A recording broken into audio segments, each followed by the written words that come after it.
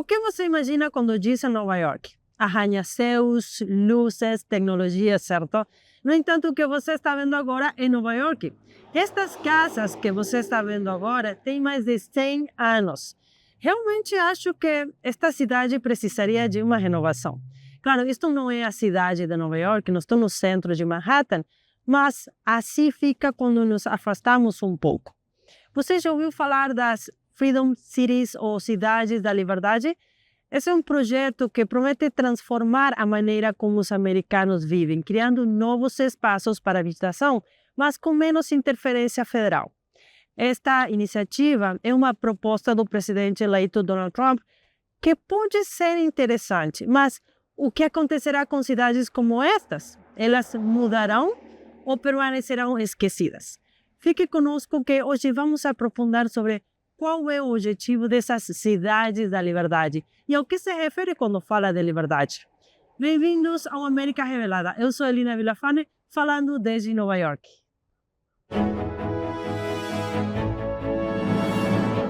Nossa, que frio hoje! Aqui em Nova York está fazendo muito frio e eu, como argentina, não estou muito acostumada. Eu sou do norte da Argentina, mas já estou aqui no estúdio e está mais aquecido. Vamos começar com o nosso programa hoje.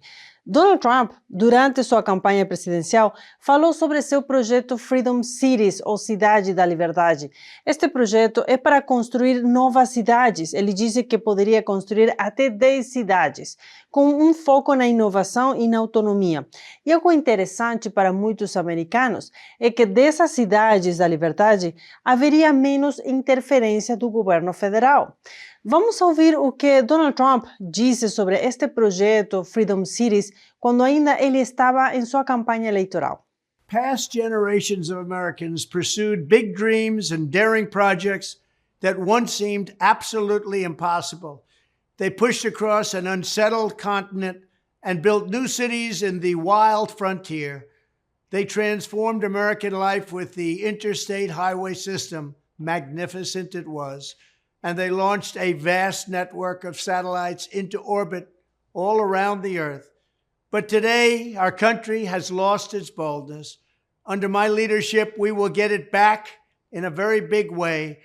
E agora que sua administração começa a tomar forma, enquanto tem praticamente definido seu gabinete, cresce também o diálogo sobre esta proposta como uma tentativa de solucionar a crise imobiliária, utilizando milhões de hectares de terrenos da federação para a construção de novas cidades. Mas vamos continuar ouvindo para ver como ele quer fazer isso. We should hold a contest to charter up to 10 new cities and award them to the best proposals for development. In other words, we'll actually build new cities in our country again. These freedom cities will reopen the frontier, reignite American imagination, and give hundreds of thousands of young people and other people, all hardworking families, a new shot at home ownership and, in fact, the American dream. Revisando o que o presidente eleito Donald Trump disse no vídeo que vimos agora, ele quer criar 10 novas cidades para que novas famílias trabalhadoras tenham a oportunidade de realizar o sonho americano. Também, então, é uma questão econômica. Another big opportunity is in transportation. Dozens of major companies in the United States and China are racing to develop vertical takeoff and landing vehicles for families and individuals.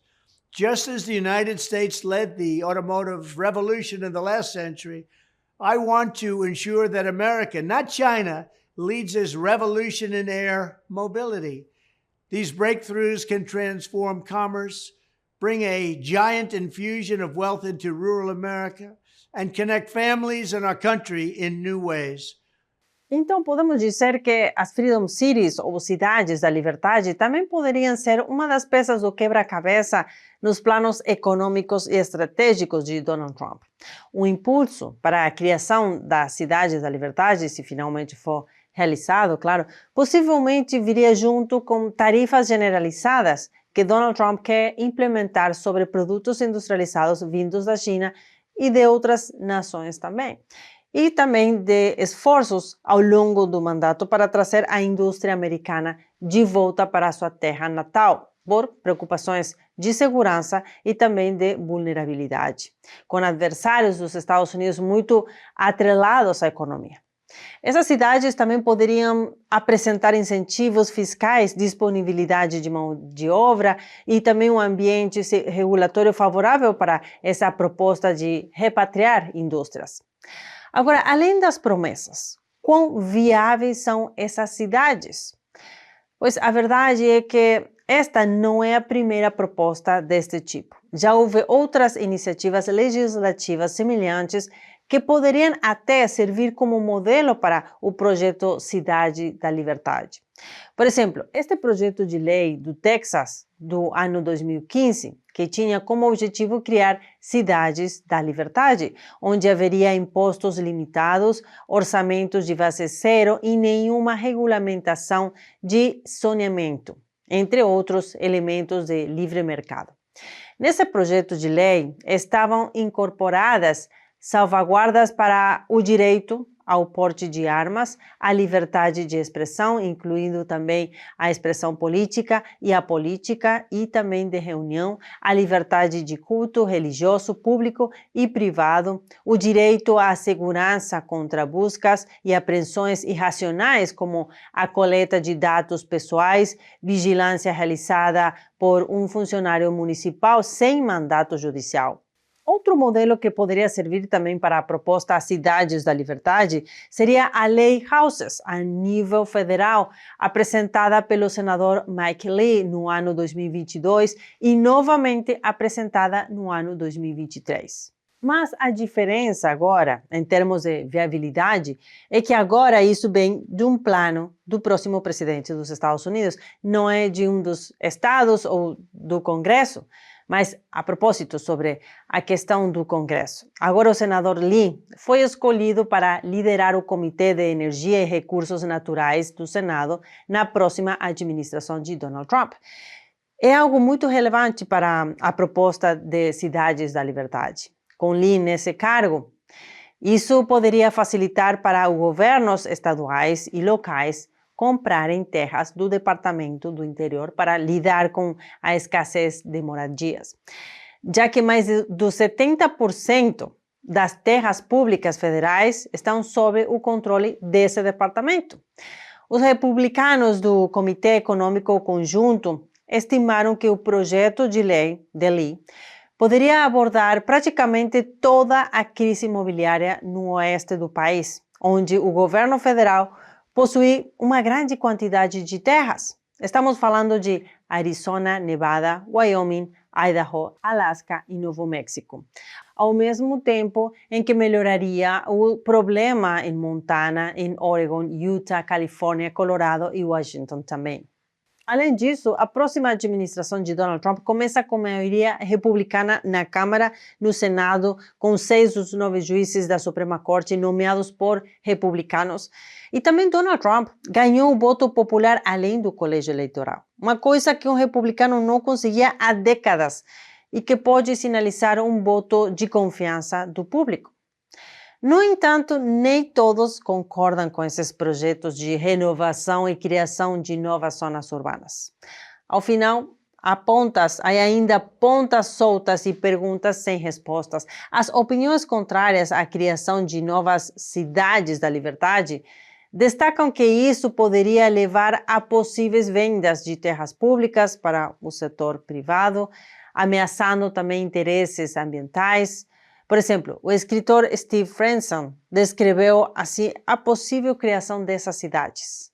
As terras públicas dos Estados Unidos devem ser preservadas, não divididas para as cidades da liberdade de Trump e Vance, que são abominações babilônicas para aumentar o PIB. E aqui se abre o debate sobre o impacto ambiental de construir cidades completamente novas em terras não desenvolvidas. Além disso, também não há tanta clareza sobre como eventuais licitações relativas a essas cidades seriam feitas. Também com um imenso investimento federal nisso, também seria necessário haver prestações de contas e um estudo cuidadoso que evitasse um despejo de dinheiro em empreiteiras ou estatais, sem consideração dos impactos e também com uma concorrência justa. E muitos cidadãos também questionaram. E as cidades que já existem, mas que foram um pouco abandonadas? De acordo com o Tax Policy Center, que se dedica a fazer análises independentes de políticas fiscais e tributárias, ele diz que desde o ano 1977 ao ano 2017, os governos federais e estaduais cortaram substancialmente a ajuda a condados, cidades e municípios.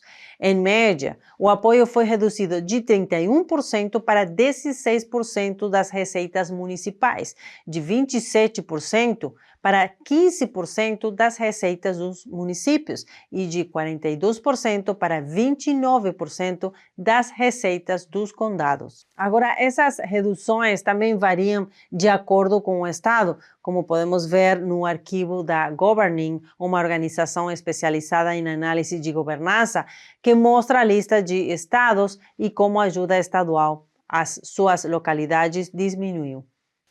Agora, voltando à questão da criação de novas cidades, o que acontecerá com as que precisam de reformas? Vamos ouvir o que o presidente eleito Donald Trump tem a dizer sobre esse assunto. Finally, I'll challenge the governors of all 50 states to join me in a great modernization and beautification campaign, getting rid of ugly buildings, refurbishing our parks and our public spaces, making cities and towns more livable, ensuring a pristine environment, and building towering monuments to our true American heroes.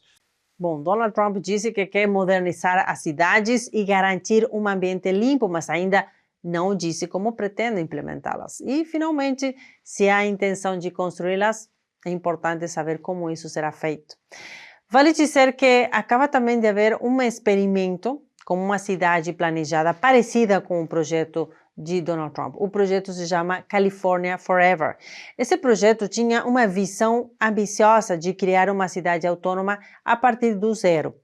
No entanto, enfrentou vários obstáculos e, por fim, antes das eleições presidenciais em novembro, uma proposta que urbanizaria 60 mil acres de terras agrícolas no condado de Solano para 400 mil residentes foi rejeitada. Vamos a dar uma olhada rápida no que diz a página sobre esse projeto esquecido. Diz, como parte do plano East Solano ou California Forever, está trazendo novos empregos em manufatura avançada e outras indústrias, novos bairros acessíveis a pé e energia limpa para o condado de Solano. Depois diz, os relatórios revelam que até 2040, o plano East Solano criará entre 53 mil e 87 mil novos empregos permanentes no condado de Solano e um excedente fiscal de 44 a 54 milhões de dólares para o condado de Solano.